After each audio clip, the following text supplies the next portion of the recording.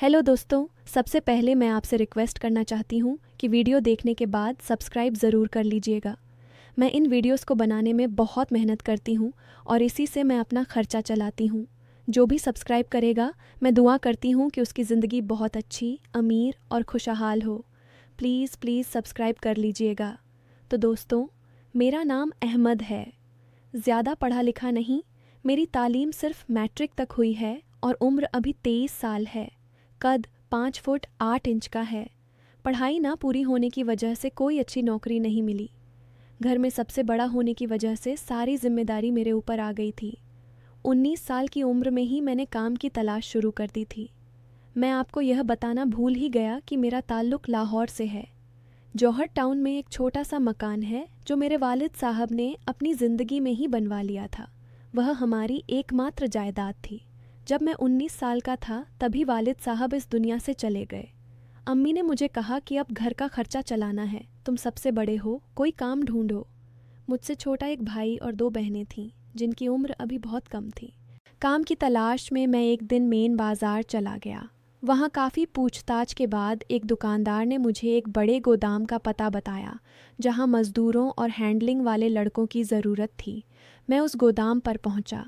दोपहर का वक्त था, बाज़ार में थोड़ी सी रौनक थी लेकिन गोदाम के अंदर शांति थी। अंदर दाखिल होते ही मुझे एक सज्जन दिखे जो उम्र में करीब 55-60 साल के लग रहे थे। वे काउंटर पर बैठे कुछ कागजात देख रहे थे। मेरे आने पर उन्होंने सिर उठाकर देखा और पूछा, बेटा क्या काम है? मैंने हौले से कहा, सर मुझे काम चाहिए। मैंने सुना है यहाँ हैंडलिंग और स्टोर की मदद की ज़रूरत है। मैं मेहनत कर सकता हूँ। उन्होंने मुझे ऊपर से नीचे तक देखा और बोले, अच्छा नाम क्या है? मैंने कहा, अहमद सर। घर की जिम्मेदारी है, छोटे भाई बहन हैं, अम्मी अकेली हैं। उनका नाम था चाचा रशीद। वे एक बड़े ट्रांसपोर्ट और गोदाम के मालिक थे। उन्होंने मुझे बताया कि यहाँ काम करना आसान नहीं, सामान उठाना रखना पड़ता है, हिसाब रखना पड़ता है, लेकिन अगर दिल लगाकर करोगे तो आगे बढ़ सकते हो। मैंने कहा, चाचा मुझे मौका दीजिए, मैं कोई शिकायत नहीं दूंगा। वे थोड़ा सोचे और बोले, ठीक है, लेकिन मुझे किसी भरोसेमंद का गारंटी कार्ड चाहिए। अकेले किसी को नहीं रखता। कल सुबह 9 बजे किसी बड़े को लेकर आना। मैंने हामी भरी और घर लौट आया।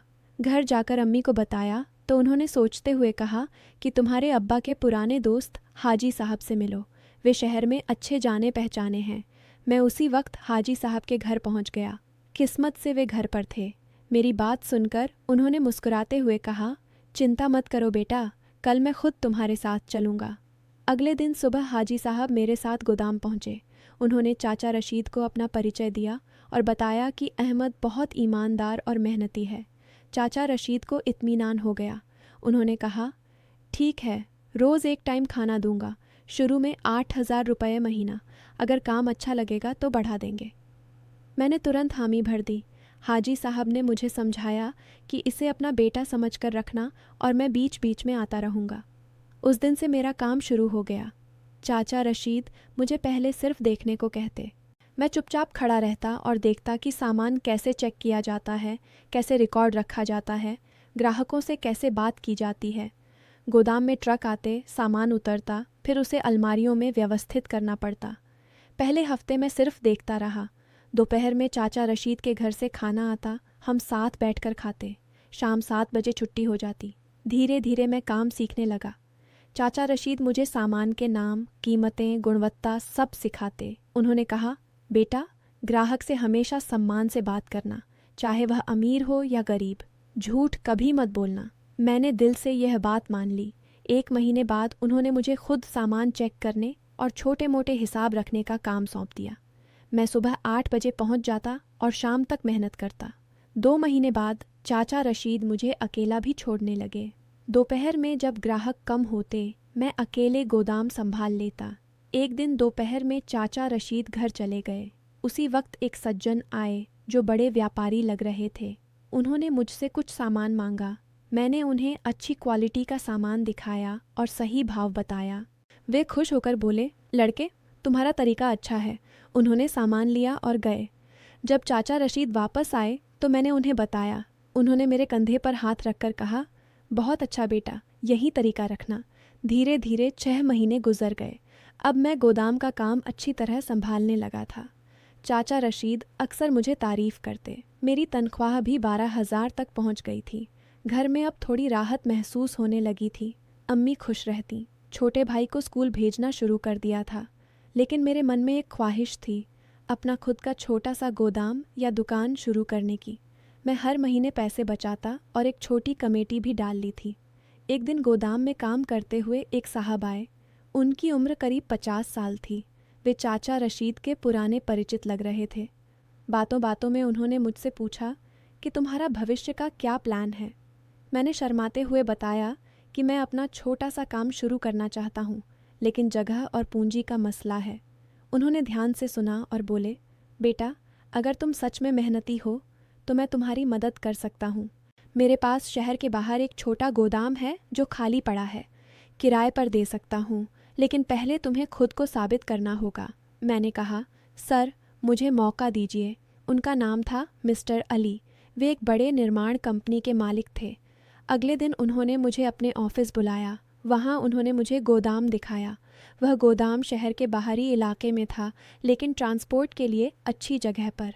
गोदाम देखकर मेरा दिल खुश हो गया। मिस्टर अली ने कहा, किराया सिर्फ 10,000 रुपये महीना रखूँगा। पहले 3 महीने किराया माफ़, लेकिन शर्त यह है कि तुम ईमानदारी से काम करोगे, कोई गलत सामान नहीं रखोगे।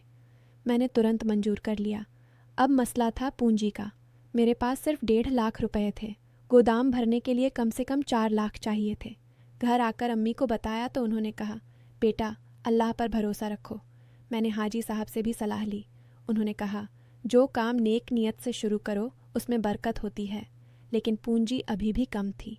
एक दिन चाचा रशीद ने खुद मुझे बुलाया और कहा, अहमद, मैंने सुना है तुम अपना काम शुरू करने जा रहे हो। मैं तुम्हें 2 लाख रुपए उधार दे सकता हूँ, बिना सूद के। जब तुम्हारा काम चल पड़े तब आराम से लौटा देना। मैं हैरान रह गया। मैंने कहा, चाचा, इतना बड़ा एहसान। उन्होंने मुस्कुराकर कहा, बेटा, तुमने मेरे गोदाम में 2 साल ईमानदारी से काम किया है। मुझे तुम पर भरोसा है। अब मेरे पास कुल पूंजी हो गई।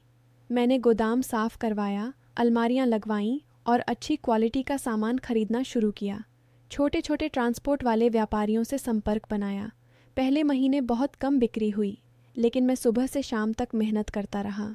ग्राहकों से अच्छे से बात करता, सही सामान देता, कभी भाव नहीं बढ़ाता।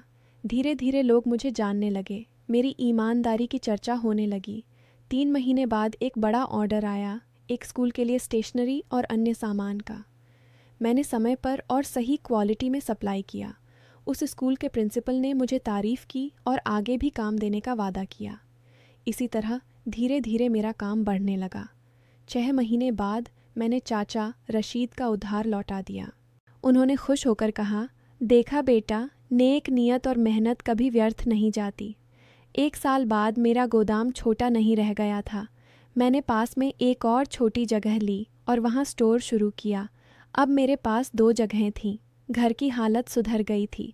छोटे भाई की पढ़ाई अच्छे स्कूल में हो रही थी। बहनों के लिए अच्छे कपड़े और ज़रूरतें पूरी हो रही थीं। अम्मी अब चिंता मुक्त रहती, लेकिन ज़िंदगी में हमेशा आसानी नहीं होती। एक दिन मेरे पुराने दोस्त ने मुझे फ़ोन किया। वह भी मेरे मोहल्ले का था। उसने कहा, अहमद, मुझे काम चाहिए। तुम्हारे पास जगह है तो मुझे रख लो। मैंने उसे रख लिया, लेकिन कुछ महीनों बाद पता चला कि वह गोदाम से कुछ सामान चोरी करके बाहर बेच रहा है। जब मैंने उसे पकड़ा तो वह बोला, भाई, थोड़ा सा ही लिया था। मैंने उसे समझाया कि यह गलत है, लेकिन उसने मेरी बात नहीं मानी और नौकरी छोड़ दी। उस घटना ने मुझे सिखाया कि भरोसा करते समय भी सतर्क रहना चाहिए। फिर एक और मुश्किल आई। एक बड़े ग्राहक ने मुझसे बहुत सारा सामान लिया, लेकिन पैसे देने में टाल मटोल करने लगा। 3 महीने बीत गए, लेकिन पैसे नहीं आए। मेरी पूंजी फंस गई। मैं परेशान हो गया। अम्मी ने कहा, बेटा, सब्र रखो, सच्चाई का साथ अल्लाह देता है। मैंने उस ग्राहक से कई बार संपर्क किया। आखिरकार मैंने हिम्मत करके मिस्टर अली से मदद मांगी। उन्होंने मुझे कानूनी सलाह दी और खुद उस ग्राहक से बात की। अंत में पैसे मिल गए, लेकिन इस घटना ने मुझे सिखाया कि व्यापार में लिखित समझौते ज़रूरी हैं। आज मैं अपने काम का मालिक हूँ। मेरा गोदाम शहर के अच्छे इलाके में है। कई लोग मेरे पास काम करते हैं। मैंने अपने छोटे भाई को भी पढ़ा लिखा कर अपने काम में शामिल कर लिया है। मेरी बहनों की शादी अच्छे घरानों में हुई है। अम्मी अब आराम से रहती हैं। यह सब मेरी मेहनत, ईमानदारी और बुज़ुर्गों के भरोसे की वजह से हुआ। चाचा रशीद की दुकान पर सीखे गए सबक, मिस्टर अली की मदद और अम्मी के सब्र ने मुझे इस मुकाम तक पहुंचाया। कभी भी गलत रास्ता नहीं अपनाया। हलाल कमाई में बरकत है। इस कहानी से हमें यह सबक मिलता है कि चाहे कितनी भी मुश्किलें आएं, मेहनत, ईमानदारी और दूसरों का सम्मान कभी व्यर्थ नहीं जाता। अल्लाह उन लोगों की मदद ज़रूर करता है जो नेक नियत से काम करते हैं। भरोसा टूटने न दें, मेहनत जारी रखें। हलाल रोटी में ही असली सुकून और बरकत है। जो आज मेरे पास है वह सब अल्लाह की मेहरबानी, अम्मी के दुआओं और उन लोगों की मदद से है जिन्होंने मुझे मौका दिया। दोस्तों, अगर आप भी ज़िंदगी में आगे बढ़ना चाहते हैं तो कभी झूठ मत बोलिए, मेहनत से काम कीजिए और जो लोग आप पर भरोसा करें उनका विश्वास कभी मत तोड़िए।